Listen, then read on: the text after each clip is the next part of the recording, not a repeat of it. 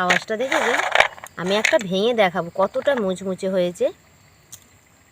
দেখুন ভেঙে যাচ্ছে, খুব সুন্দরভাবে ভেঙে যাচ্ছে আর খেতে খুবই সুন্দর। এই রেসিপিটা চায়ের সাথে বা এমনিও খেতে খুবই ভালো লাগে। অবশ্যই এইভাবে তৈরি করবেন। এই রেসিপিটা কিভাবে করেছি ভিডিওটা প্রথম থেকে শেষ পর্যন্ত দেখুন। খুব সহজ একটা রেসিপি, বাড়িতে থাকা সামান্য উপকরণ দিয়ে আমি রেসিপিটা বানিয়েছি। চলুন তাহলে দেখে নিই। চেগু ভিলু বানানোর জন্য এখানে আমি নিয়ে নিয়েছি হিং, সাদা তিল, লবণ, লঙ্কার গুঁড়ো, নারকেল কোড়া, তেল আর নিয়েছি চালের গুঁড়ি, সুজি। এখানে আমি রিফাইন তেল নিয়েছি। খুব সুন্দর লাগবে খেতে, ছোট বড় সবার জন্য ভালো। একবার অবশ্যই এইভাবে বানাবেন আর কেমন হয়েছে কমেন্ট করে অবশ্যই আমাকে জানিয়ে দেবেন। আমি এখানে নিয়ে নিয়েছি হিং। হিংটা একটু ডেলা পাকিয়ে গেছে হাওয়া লাগতে। দেখুন যখন নতুন ছিল গুঁড়ো ছিল, এখন একটু শক্ত হয়ে গেছে। একদম 1 চিমটে নিয়েছি, বেশি নেবো না। আর দিয়ে দিচ্ছি দেখুন একদম 1 চামচ জল। হিংটা ভিজিয়ে রাখবো। উনানটা জ্বালা হয়ে গেছে, কড়াটা বসিয়ে দেবো। কড়ার মধ্যে নারকেল কোড়া দিয়ে দেবো। নারকেল কোড়াটা একটু নেড়ে নেব। শুকনো কড়ার মধ্যে দিলাম, দিয়ে একটু ভেজে নেবো নারকেলটা।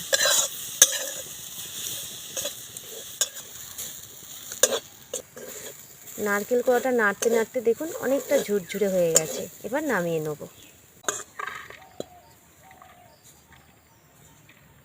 প্লেটের মধ্যে নারকেল কোড়াটা ঢেলে নিলাম। কড়াটা পরিষ্কার করে আবার উনানে বসিয়ে দিলাম। জলটা গরম করে নেব, হালকা গরম করে নিচ্ছি। জল গরম হয়ে গেছে, এটা বাটিতে ঢেলে নেব। বন্ধুরা কড়াটা আবার উনানে বসিয়ে নিয়েছি। কড়ার মধ্যে দিয়ে দেবো তেল।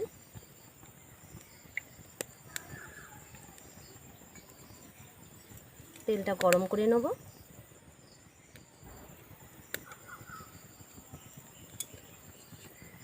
তেলটা গরম হয়ে গেছে, নামিয়ে নিচ্ছি। এখন আমি একটা ডো তৈরি করে নেব চেগু ভিলুর জন্য। তার জন্য এখানে আমি নিয়ে নিয়েছি সুজি, 1/2 কাপ সুজি নিয়েছি। নিয়ে নেব চালের গুঁড়ি। যতটা সুজি নিয়েছি তার ডবল আমি চালের গুঁড়ি নিয়ে নেব। 1 কাপ সুজি নিলে 2 কাপ চালের গুঁড়ি নিতে হবে। দিয়ে দেবো স্বাদ মতন লবণ। একটু ঝাল ঝাল খেতে ভালো লাগবে এটা, সেই জন্য দিয়ে দিচ্ছি লাল লঙ্কার গুঁড়ো। কাশ্মীরি লঙ্কার গুঁড়ো দিয়েছি। দিয়ে দেবো 2 চামচ সাদা তিল।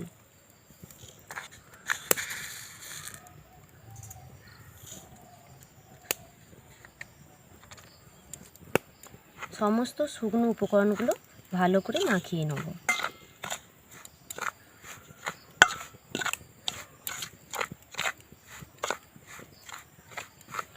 খুব ভালো করে মাখিয়ে নিয়েছি।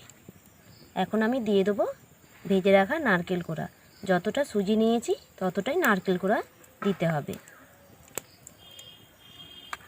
সব নারকেল কোড়াটা আমি দিয়ে দিলাম। দিয়ে আরও একবার ভালো করে মাখিয়ে নেব।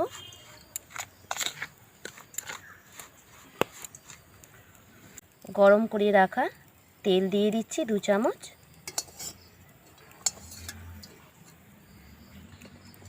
এখানে গরম তেল দিতে হবে, ঠান্ডা তেল দিলে হবে না। আগে থেকে যে হিংটা আমি ভিজিয়ে রেখেছিলাম জলে, ভালো করে হিংটা জলে গুলে দিয়ে দেবো।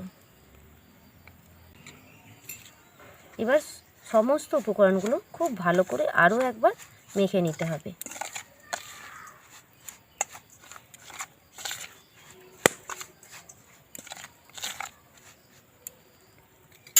এখন আমি একটু হাত দিয়ে এবার মেখে নেব। খুব ভালো করে হাত দিয়ে মেখে নিচ্ছি।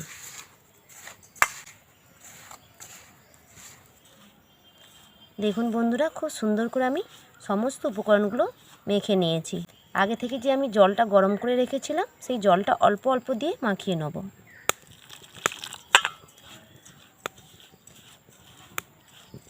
জলটা খুব বেশি গরম করলে হবে না, এরকম আঙুল ডুবিয়ে রাখা যাবে এই ধরনের জলটা গরম করতে হবে, খুব বেশি গরম করলে এখানে হবে না।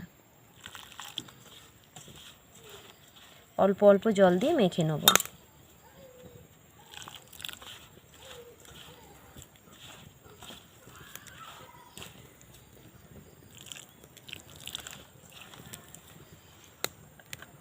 ডোটা কিন্তু খুব বেশি আমি নরম করব না, একটু শক্ত করে মাখাবো।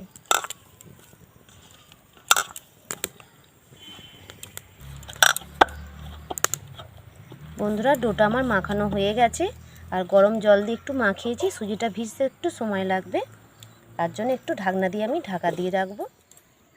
ঢাকনাটা সরিয়ে দেবো, আরও একবার ভালো করে মেখে নেব। ডোটা মাখানো হয়ে গেছে, ডো থেকে ছোট ছোট করে লেচি কেটে নেব।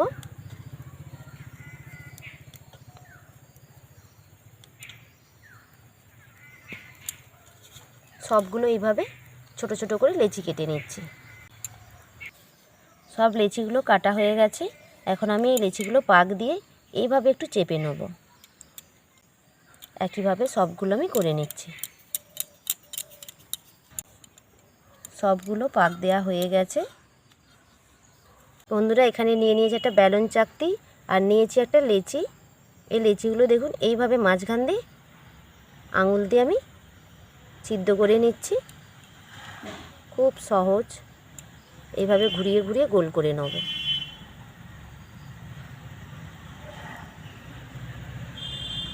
একদম সহজ, খুব কম সময় লাগবে। আর দেখুন গোলটা আমার তৈরি করা হয়ে গেছে। এইভাবেও গোল করে নিতে পারেন বা অন্যভাবেও করে নিতে পারেন। এই একটা লেচি নেবেন, লেচি নিয়ে এইভাবে পাক দিয়েও নিতে পারেন, যেটা আপনাদের মনে হবে সেইভাবেই এই রিংটা করে নিতে পারেন। এইভাবেও গোল করে নিতে পারেন। এই দুটো মুখকে এইভাবে জুড়ে নিলেও হবে, শুধু আমাদের রিংটা করতে হবে, মাঝখানটা যেন ফাঁকা থাকে। যেটা মনে হবে আপনাদের সুবিধা সেইটাই আপনারা করতে পারেন। এইভাবে আমি বাকিগুলো সব করে নিচ্ছি। দেখুন আরও একবার দেখিয়ে দিচ্ছি। এইভাবে লম্বা করে নেব, নিয়ে একদম এই দুটো মুখকে জুড়ে দেবো। খুব ভালো করে একটু জুড়ে দিতে হবে, যাতে এই মুখ দুটো খুলে না যায়।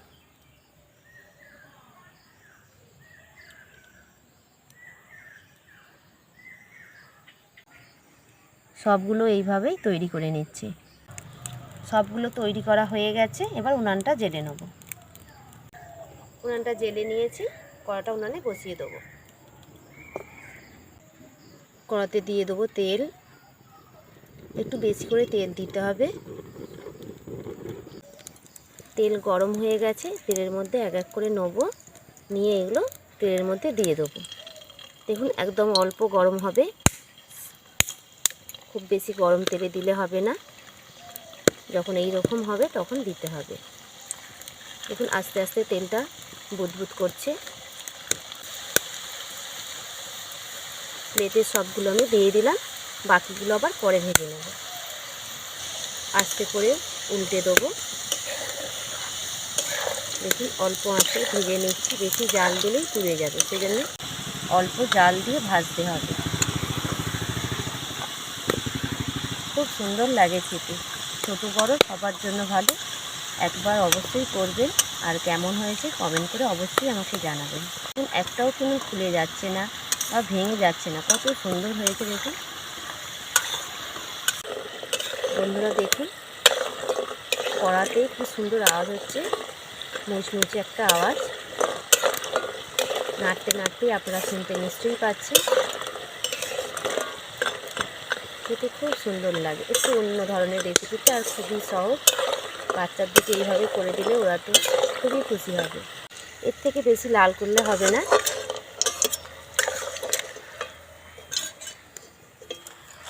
সবগুলো আমি ছান্তার মধ্যে তেল থেকে তুলে নিলাম, প্লেটের মধ্যে এগুলো ঢেলে দেবো। শুনতে পাচ্ছেন আওয়াজটা, কত মুচমুচে হয়েছে। বাকিগুলো একইভাবে ভেজে নেব।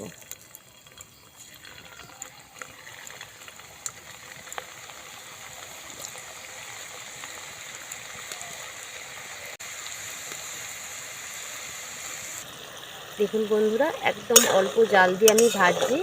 আর এটা ভাজতে 2 মিনিট লাগবে, এর বেশি সময় কিন্তু লাগবে না। বেশি ভাজলে পুড়ে যাবে, খেতে তেতো লাগবে। সেই জন্যে অল্প সময় ধরে ভেজে নিতে হবে। খুব বেশি সময় লাগালে হবে না। আর উল্টে পাল্টে দিতে হবে, তা নাহলে একদিক ভাজা হবে। দেখুন কি সুন্দর দুদিকেই দেখুন ভাজা হয়ে গেছে। এইগুলো এবার তুলে নেব। সবগুলোই আমার ভাজা হয়ে গেল। আর দেখুন গোলগুলো কত সুন্দর হয়েছে, রিংটা মাঝখানটা কত সুন্দর লাগছে দেখতে।